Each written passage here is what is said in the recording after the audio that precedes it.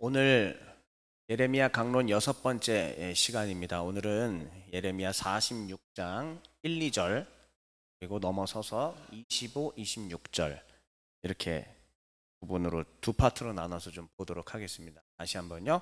예레미야 46장 1, 2절 그리고 25, 26절. 자, 그러면 한번 같이 성경 말씀 자, 1, 2절 말씀 또 교독하겠습니다. 제가 먼저 읽겠습니다. 이방 나라들에 대하여 선지자 예레미야에게 임한 여호와의 말씀이라.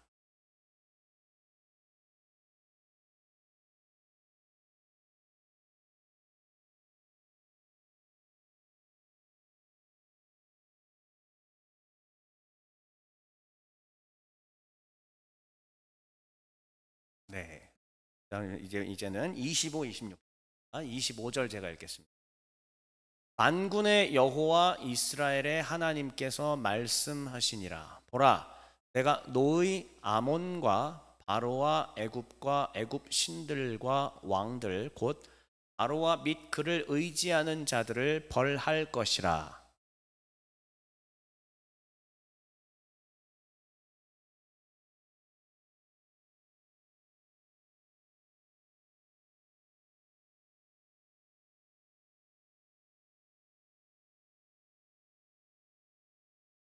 아멘. 네, 오늘의 제목은 온 열방의 하나님 그리고 숫자 1입니다. 다음 주에도 온 열방의 하나님, 그 다음 주까지 온 열방의 하나님, 그래서 1, 2, 3가 될 것이라 생각이 납니다. 여러분, 제가 사실 지금 도입 부분에 이 개그 요소의 스토리를 하나 준비를 해왔는데 안 하려고요. 하지 않는 것이 예레미야 하는데 훨씬 더 도움이 될 것 같아서 사실 조폭 관련된 재미있는 이야기인데 예배 후에 궁금하신 분들 물어보면 도대체 뭘 준비했는지 여기 써 있으니까 그때 말씀을 드리고요. 그냥 바로 그냥 말씀 이야기하는 게 날 듯하겠다. 이제 제가 좀 그런 생각이 듭니다. 예레미야 지금 계속 진행이 되고 있습니다. 묵시와 역사, 묵시와 현실 역사죠. 그러니까 묵시와 현실, 묵시와 현실, 묵시 이런 식으로 반복이 되고 있는 구조 속에서 우리는 지금 7월, 8월 예레미야 후반부를 계속 보고 있습니다. 오늘부터는 이제 46장이요. 이제 46장부터 마지막 52장까지 막바지입니다. 예레미야의 마지막 클라이막스로. 사실 클라이막스인지는 잘 모르겠지만 어쨌든 막바지로 가는 그런 부분인데, 조금 전에 여러분들이 성경 본문을 낭독했을 때에 받으셨던 느낌, 저도 수없이 예배자로서 이 아래에서 회중석에 앉아서 예배를 드려봤기 때문에 앞에 예배 집례자가, 설교자가 오늘 본문은 이것입니다, 낭독을 딱 했을 때 읽으면서 뭐 별로 와닿는 거 없고 이해도 잘 안 되고 늘 그거의 반복이잖아요.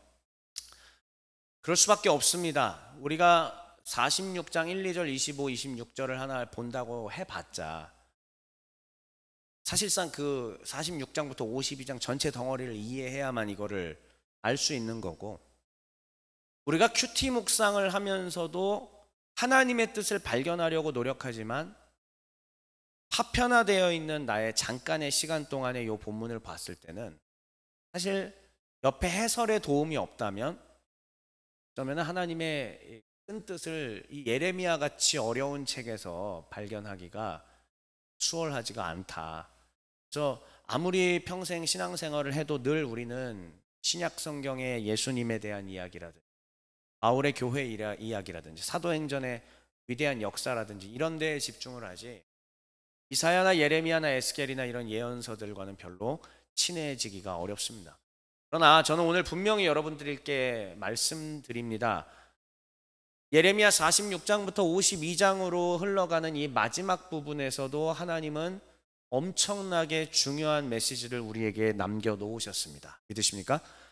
하나님은 이 어려운 본문 가운데에도 우리가 들어야 될 것들이 무엇인지를 가르쳐 주십니다. 그런데 이 본문만 봐서는 배울 수 없어요. 절대로. 아무리 노력해도 어떤 천재가 와도 이 본문 하나 보고는 알 수가 없고요. 반드시 조금 높은 곳에 올라가서 이 예언서 선지서를 조망할 때에 그때야 우리가 한 단계 더 올라가서 하나님의 뜻을 발견할 수가 있습니다.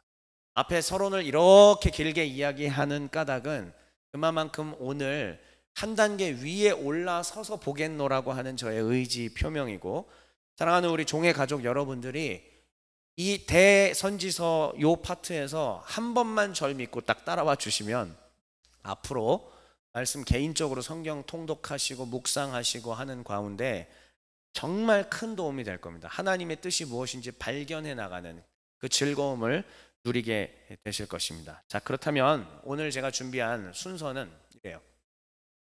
46장부터 51장까지, 52장의 부록은 빼고요.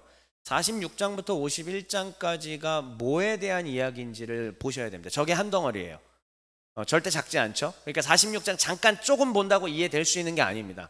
46장부터 51장까지의 큰 덩어리를 봐야만 이 파트가 말하고 싶은 게 뭔지를 이해할 수 있고, 그리고 솔직히 또 말씀드리자면 그 조각조각들을 46장부터 51장까지 다 본다 한들 그냥 읽기만 해서는 또 알기가 어렵습니다. 그래서 여러분들 성경 교사가 필요한 거고, 여러분들이 이제 하나님이 저를 성경 교사로 세우셔서 여러분들에게 이것들을 강론하게끔 하시는 것이니까 제가 감히 아무것도 아니지만은 하나님의 말씀을 지금 교육하는 교사의 자격으로 말씀을 좀 드립니다. 믿고 따라와 주시면 오늘 많은 것들을 배워가실 수 있습니다. 자, 그래서 46장부터 51장의 큰 덩어리가 뭔지를 먼저 간단히 보고, 그리고 오늘 본문도 일단 한 번 더 살피겠습니다. 그런데 진짜 오늘의 하고 싶은 얘기들은 세 번째, 온 열방의 하나님, 저 부분에 가 있다는 것을 기억을 해 두시고요. 그럼 지금부터 한번 순서를 진행해 보겠습니다. 첫 번째예요. 자, 예레미야 46장부터 51장까지의 구성을 한번 보겠습니다. 자, 46장 어느 나라에 대한 이야기? 애굽이죠. 자, 그 다음 47장은요? 하나하나씩 한번 다 나라 이름들을 얘기해 보겠습니다. 48장은요? 다 어디서 봤던 거죠. 구약 성경 보면서 모압도 창세기 초반에 나오는, 모압, 암몬 할 때 모압과 베남미 이렇게 나오잖아요. 창세기 거의 19장쯤에 제일 처음 등장하는데, 자, 모압도 나오죠. 그 다음에 또 49장 한번 하나씩 다 읽어보겠습니다. 시작. 모압, 에돔, 다메섹, 게달, 하솔, 엘람. 다 어디서 봤던 이름들이죠. 모압도 근처에 있는 나라고요. 에돔은 거기서 아래에 있는 나라고, 다메섹은 저 북쪽에 있는 곳이고, 게달과 하솔도 마찬가지고, 엘람 다 창세기나 이런 부분에서도 나왔던 그런 곳들이에요. 자, 그 다음에 50장과 51장에 두 장을 걸쳐서 할애해서 설명하고 있는 나라, 제일 유명한 나라죠. 어디요? 바벨론까지. 자, 그러면 여러분들 이것만 봤을 때 어떤 느낌이 드십니까? 이 나라들을 하나님이 축복하시겠다? 이 나라에 대해서 이 나라는 이런 특징이 있고 저런 특징이 있다? 그런 거 아닐 겁니다. 이 예언서의 막바지, 예레미야의 막바지에 이 나라들을 열거하면서 뭘 말하고자 하는 것이냐면은 하나님은 이 나라들을 어떻게 하겠다? 어떻게 할 것 같아요? 심판하시겠다. 하나님은 애굽을 심판하겠다. 하나님은 블레셋을 심판하겠다. 하나님은 모압과 저런 여러 나라들을, 그리고 종국에는 하나님은 바벨론까지도 하나님은 어떻게 하시겠다? 심판하시겠다. 자, 그러니까 이런 여러 나라들을 가리켜서 우리가 여러라는 한자가 열자가 있잖아요. 그래서 열국 또 열강, 열강 하면은 이제 좀 센 나라들이고, 그래서 보통 성경에 우리가 어떻게 표현하고 있냐면 열방이라고 얘기를 합니다. 우리는 보통 열방, 기독교에서 자주 쓰는 표현이잖아요. 우리가 찬양 가사에도 자주 등장하고 열방, all nations 이런 표현이죠. 그래서 이 여러 나라들을 가리켜서 우리는 열방이라고 이야기를 하고, 이 열방에 대하여서 하나님께서 심판하시겠노라고 하는 예언의 말씀, 그래서 이걸 가리켜서 뭐라고 예언하느냐 한번 따라해 보겠습니다. 열방 심판. 네, 다시 한번 봐요. 열방 심판. 좋습니다. 이 열방 심판 예언 파트가 예언서에 빠짐없이 다 나와 있습니다. 하나님께서 구약 성경에 여러 선지자들을 두시고 그 선지자들을 통하여서 선지서들을 기록을 하셨잖아요. 이사야, 예레미야, 에스겔, 호세아, 요엘, 아모스 등등 소선지서들 쭉 다. 이 예언자들을 통하여서 우리 하나님께서는 뭘 얘기하시느냐? 열방을 심판하겠다. 열방을 심판하겠다. 그래서 영어로는 이게 이 심판의 열방 심판에 대한 예언들을 오라클이라고 얘기를 하거든요. 오라클 against nations. 열방들에 대항하여 하나님께서 심판하겠노라고 하는 예언서에 빠짐없이 기록이 되어 있습니다. 자, 그렇다면은 대표적으로 대선지서 이사야, 예레미야, 에스겔을 가리켜서 대선지서라고 얘기를 하거든요. 대선지서인 이유는 뭐냐면 간단합니다. 양이 많아서입니다. 네, 별 이유가 없죠. 다시 대선지서인 이유는 간단해요. 양이 많아서입니다. 소선지서는 사실 12권이 아니고 한 권이에요. 원래는 한 두루마리에 호, 열, 암, 오변미, 나합습, 학승말이 다 기록이 되어 있기 때문에 하나의 책입니다. 그러나 이사야, 예레미야, 에스겔은 따로 별개의 책으로 되어 있는 겁니다. 자, 그래서 양이 많아서 대선지서라고 하는데, 이 대선지서에는 그러면 열방 심판이 어디에 나와 있는지 다음 화면을 통해서 보여드리겠습니다. 보세요. 이사야에서는 13장부터 23장 총 66장 중에 11장이나 할애하고 있습니다. 예레미야는 46장부터 51장까지 총 52장 중에 6장을 할애해서 얘기하고 있고, 에스겔은 25장부터 32장 8장을 할애해서 얘기하고 있습니다. 여러분, 저게 작은 양일까요? 절대로 작은 양이 아닙니다. 하나님께서는 이사야와 예레미야, 에스겔 이렇게 대선지서의 내용에 저렇게 방대한 양을 열방을 심판하겠노라고 하는 그 예언에 할애해서 담아내고 계십니다. 자, 오늘의 강론의 초점은 사실 그래서 뭐냐면, 제가 46장 1, 2절과 25, 26절을 읽었지만 사실 본문 해설하는 것이 오늘의 초점이 아니에요. 오늘은 이 열방 심판에 대한 전체적인 이해를 갖는 것이 목표입니다. 그래야 앞으로 여러분들이 또 매일 성경으로 묵상하시고 또 어디서 성경 공부하시고 통독을 하시고 뭘 하시든지 간에 언제든지 다시 한번 예언서를 접하게 될 텐데, 그 예언서에 이런 얘기들을 접할 때 이게 어떤 의미 속에서 어떤 맥락 속에서 내가 하나님을 이해하고 나를 이해해야 되는지 배워갈 수가 있습니다. 그래서 오늘의 다시의 초점은 본문의 해설보다는 열방 심판 예언에 대한 전체적인 이해를 갖는 것, 그것이 주안점이다라는 것을 이해하시고요. 그래도 본문을 안 보면 섭섭하니까, 자, 그러면 맨 처음에 애굽으로 시작했잖아요. 다시 한번 볼까요? 46장 애굽이잖아요.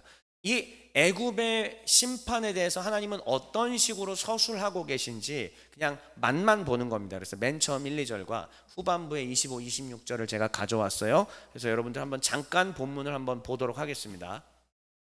자, 1, 2절 말씀 한번 먼저 같이 읽을게요. 시작.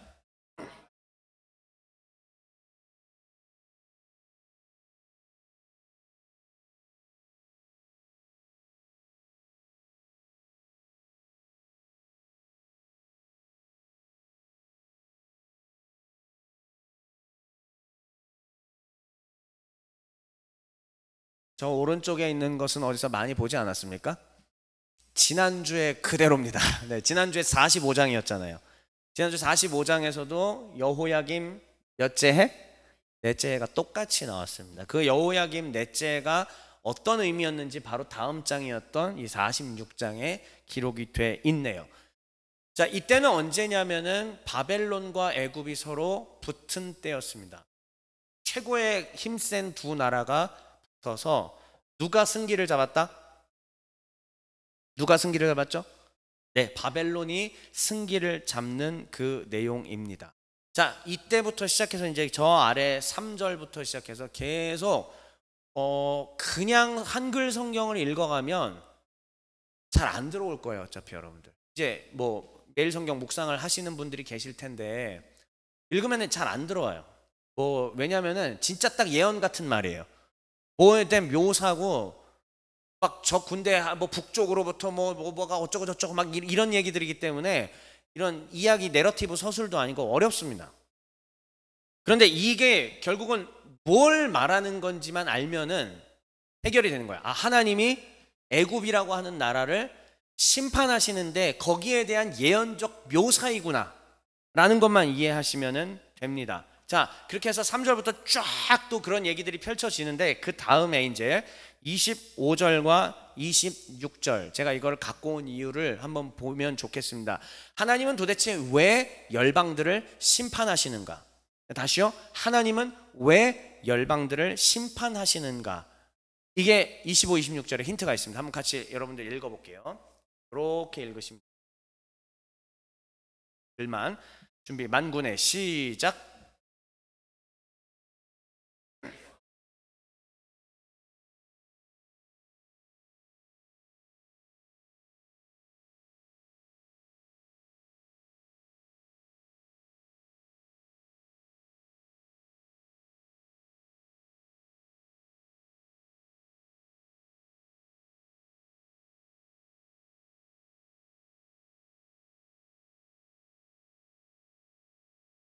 네.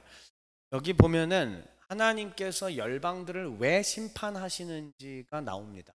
첫 번째, 자 보시면 제가 1번 뭐라고 해놨죠? 심판 이유를. 첫 번째는 우상숭배. 그럼 도대체 뭐가 우상숭배냐? 자, 제가 빨간색으로 여기 표시해 놓은 25절에 하나님께서 얘기하십니다. 보라, 내가 노에 아몬이라고 했는데 노에 아몬 뭔지 모르시겠죠? 당연히 이 노에 아몬 혹은 다른 곳에서는 노아몬이라고 얘기를 성경에 기록을 하고 있어요. 노는 뭐냐면 이집트가 여러분 보시면은 우리가 지금 알고 있는 이집트의 수도는 카이로죠. 카이로는 나일강의 상류인가요, 하류인가요? 하류죠. 완전 하류죠. 지중해 바다로 흘러가니까요. 하류죠. 그런데 고대로부터 오랜 세월 동안 이집트의 수도는 저 하류의 카이로 쪽이 아니었고 상류였습니다. 자, 상류면은 이집트 개념에서는 북쪽이에요, 남쪽이에요?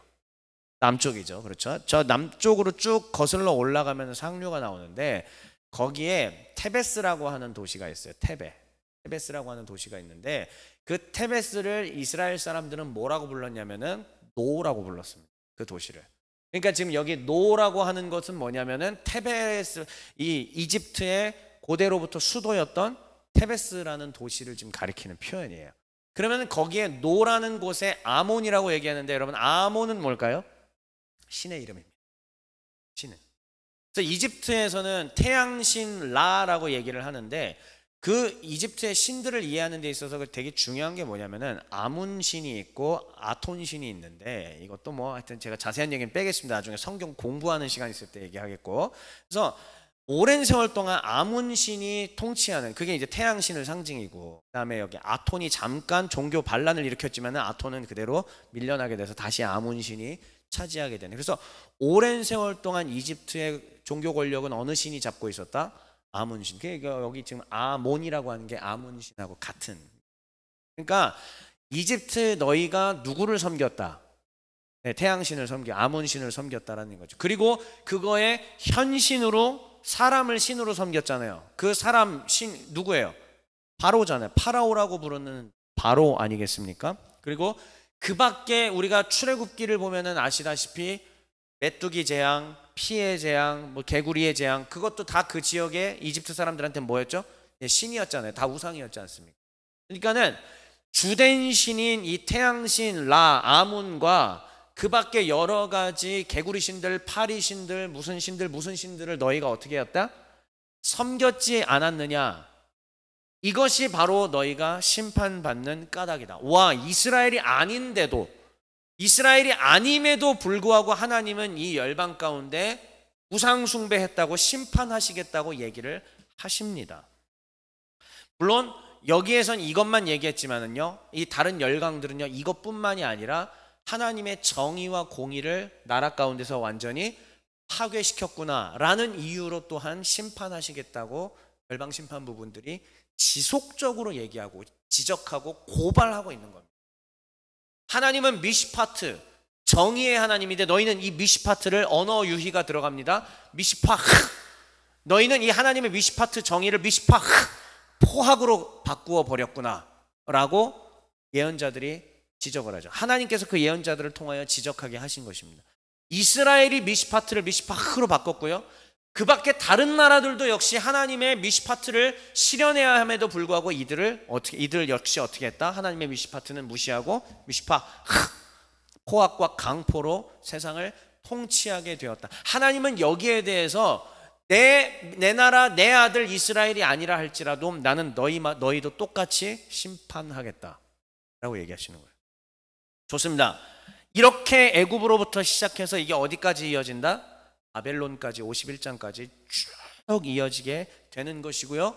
에스겔서도 마찬가지고 이사야서도 마찬가지고 소선지서에서도 마찬가지고 다 이러한 나라들이 반복이 됩니다. 겹칩니다. 이러한 나라들을 하나님께서 좌시하지 않겠다, 가만 놔두지 않겠다, 반드시 하나님께서 심판하시겠다라고 말씀을 하십니다. 자, 여기까지 이제 1번과 2번이 다 끝났습니다. 46장부터 51장의 큰 그림들, 오늘 본문까지 이제 살폈어요. 아, 우상 숭배했구나. 하나님은 이스라엘뿐만 아니라 다른 열방들도 심판하신다. 자, 그럼 여러분 퍼뜩 뜨는 생각이 뭐죠? 하나님의 통치 범위가 애굽에까지 미치고 바벨론까지 미치고 게달과 하솔까지 미친다라는 것을 우리는 충분히 생각할 수가 있게 됩니다. 그럼 이제 이것을 전제하고 마지막 세 번째 얘기해 볼게요. 오늘 제가 제목을 온 열방의 하나님이라고 했습니다. 여러분들은 이 열방 심판 부분에서 배우셔야 될 것들이 있습니다. 세 가지를 제가 제시를 하겠습니다. 첫 번째 1번 먼저 읽어주시죠. 시작. 자, 다시 한 번만요. 예, 같이 한 목소리를 딱 맞춰서 읽어주세요. 중요해요. 시작. 열방 심판은 야훼의 통치 범위를 인식하게 함. 하나님이 애굽을, 하나님이 바벨론을, 하나님이 게달과 하솔을, 하나님이 모압을, 암몬을 심판하신다. 그렇다면 조금 전에 말씀드린 것처럼 하나님의 통치의 범위는 어디까지 미치고 있는가? 모압과 암몬과 이집트와 게달과 하솔과 다메섹과 바벨론까지 하나님이 전부 통치하신다. 자, 그러면 각 나라별로 자기들이 섬기고 있던 주신들이 있었어요, 없었어요? 이 당시에 바벨론이 섬기고 있었던 신은 마루둑 신입니다. 그리고 코스라는 신도 섬기고 있고 그모스와 밀검이라는 신들도 섬기고 있었습니다. 각 지역별로 다. 블레셋은요, 다곤신, 물고기 신인 다곤신 섬기고 있었지 않습니까? 그러니까 각 지역별로 바알이 우리를 지켜줄 거야, 아세라가 우리를 지켜줄 거야, 다곤이 우리를 지켜주고 있어, 마루둑 신이 가장 세라고 하고 있었는데, 하나님은 예레미야와 이사야와 에스겔과 각종 예언자들의 입술을 통하여 지금 그게 아니다, 내가 그 위에 있다, 내가 그들을 통치하고 그들을 심판할 권한이 나에게 있고, 마루둑 신이 아무리 까불어도 나 여호와가 목소리 한번 바라면 천하의 모든 것이 다 두려워 떨게 될 것이다 라는 것을 하나님은 예언자들의 입술을 통해 말씀하고 있는 것입니다. 그러니까 이 열방 심판 본문을 통하여 우리가 배울 수 있는 것, 첫째, 열방 심판은 야훼 하나님의 통치 범위가 어디인지를 인식하게 한다는 겁니다. 통치 범위는 뭐예요? 어디까지예요? 온 우주입니다. 세상에 수많은 신들이 있는 것처럼 보이고 구약 성경을 보면은 분명히 다신교인 것처럼 보입니다.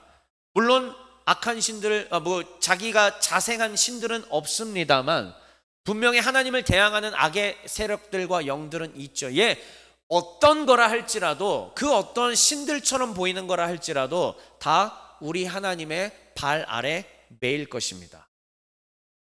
태산이 아무리 높다 한들 하늘 아래 매인다라는 우리 어린 시절부터 배워온 속담이 있는 것처럼 세상에 수많은 여러 종교의 신들이 있다 할지라도 그 신들 위에 누가 있느냐? 야훼 하나님이 계시다라는 것이 예언자들을 통한 선언입니다. 그렇다면 자연스럽게 세 번째 한번 읽어볼게요. 유다의 시작. 그렇지. 그러면 유다가 왜 멸망했는지, 남유다가 북이스라엘이 왜 멸망했는지도 답이 나오는 거죠. 이들의 멸망은 누구의 관할 아래에 있었던 거예요? 하나님의 관할 아래에 있었던, 즉 이들은 하나님의 통치 범위를 인식하게 됩니다. 뭘 통해? 열방 심판을 통해. 먼저는 자기들이 심판받았잖아요. 북이스라엘이 심판받았고 아수르에 의해서.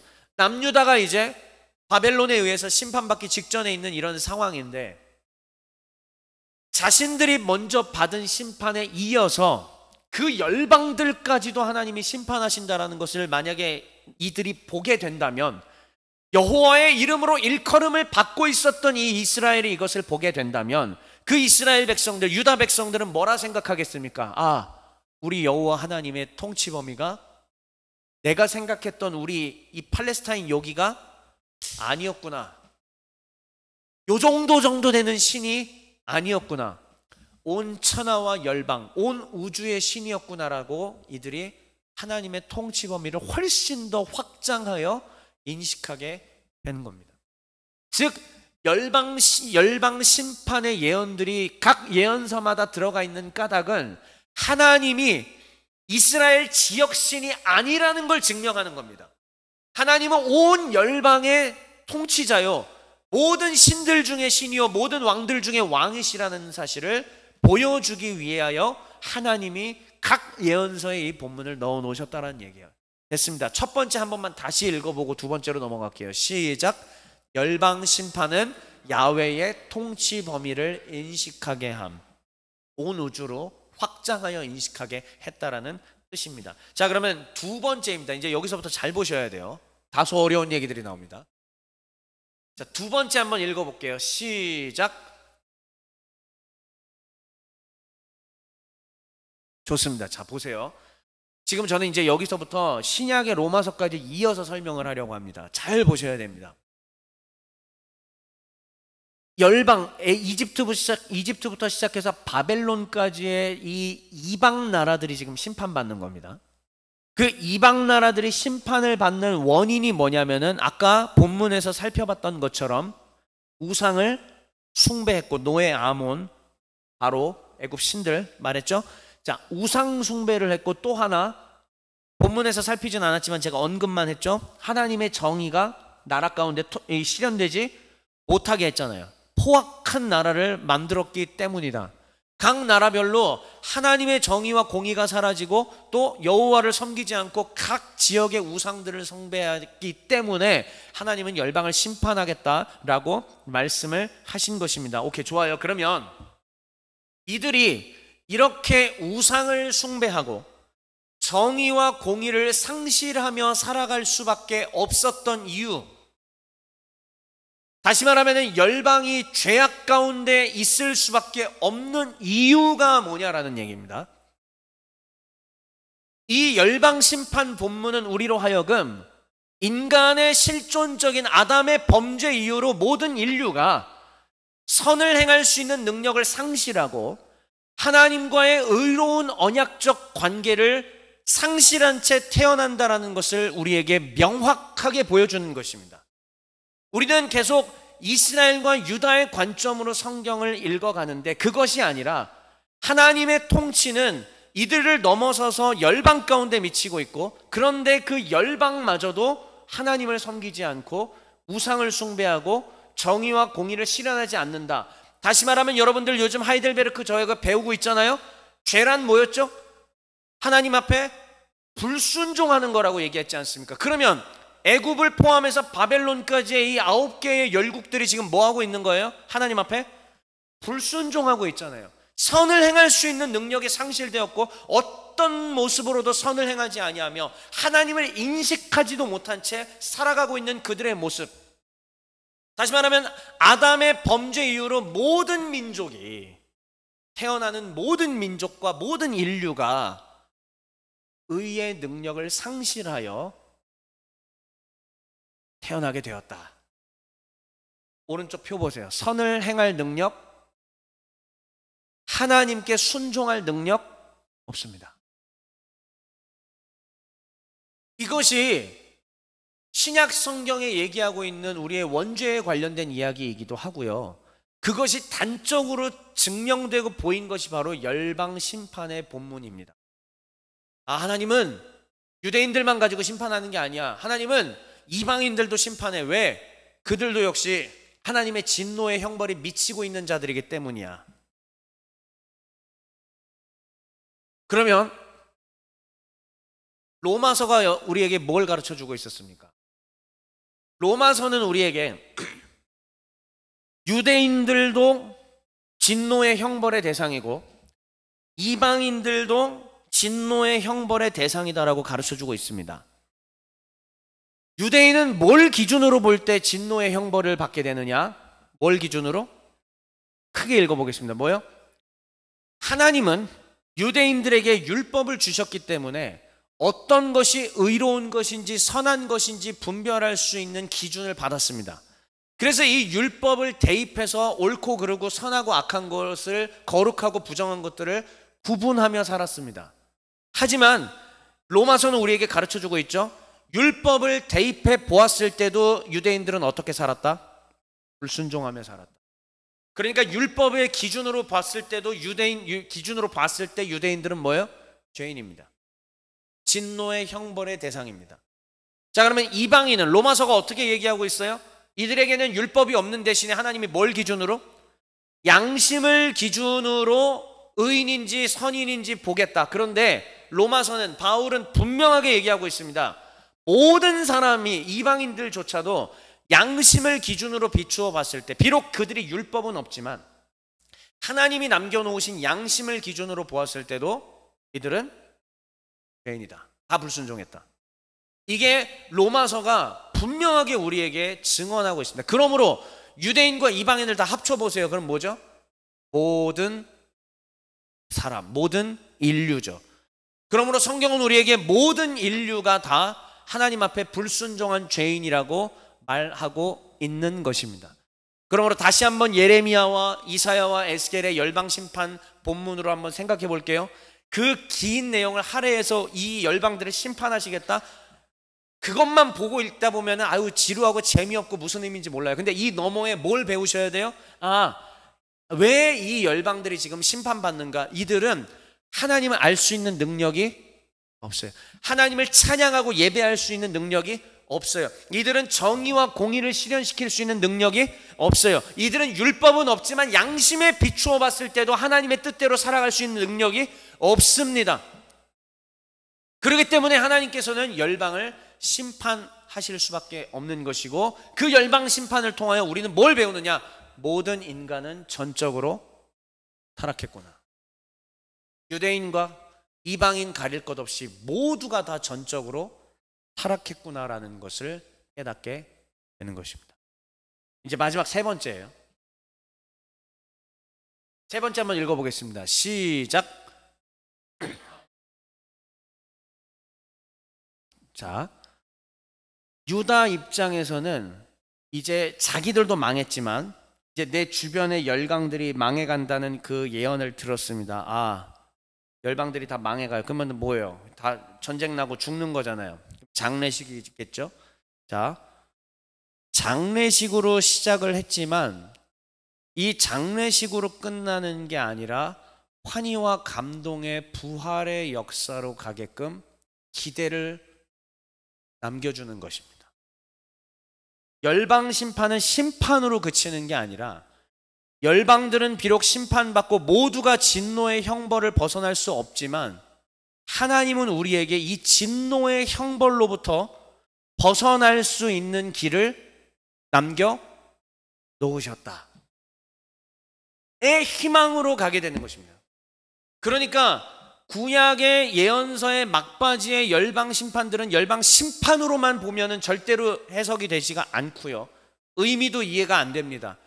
이 열방들이 심판받는다는 것은 어떻게 이해하셔야 되냐? 모든 사람들이 진노의 저주 아래 태어났다는 것으로 여러분들은 생각하시면 되고요. 그러고 넘어서서 이것이 신약으로 이어져야 됩니다. 신약으로 이어져서 뭘 떠올려야 되느냐? 우리 주 예수 그리스도로 말미암아 진노의 형벌로부터 벗어날 수 있는 길이 열리게 되었다. 유대인이나 이방인이나 모두가 다 심판받는 진노의 대상들이었지만 하나님께서는 은혜로 자기 아들을 보내사 우리 모두가 진노의 형벌로부터 벗어날 수 있는 길을 열어주셨다라는 것입니다. 이 열방 심판의 본문은 반드시 그러므로 어디까지 이어서 함께 묵상해야 하느냐? 우리 주 예수 그리스도의 생명의 길까지 연결해서 생각해야 된다라는 말씀입니다.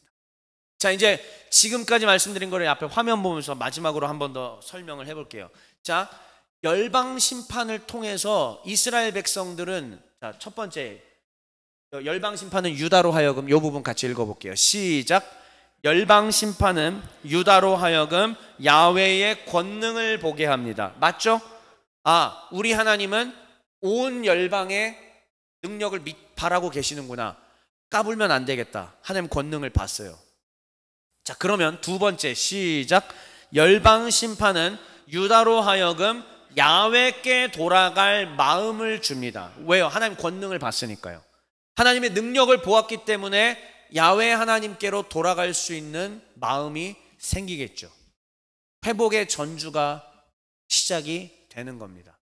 자, 그러면 이제 유다가 야훼 하나님으로께로 돌아가요. 자, 그러면 이제 세 번째입니다. 열방 심판은 시작.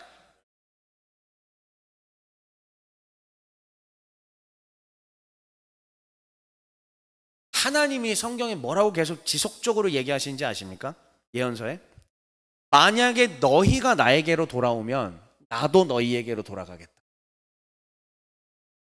이 표현을 꼭 기억하셔야 됩니다.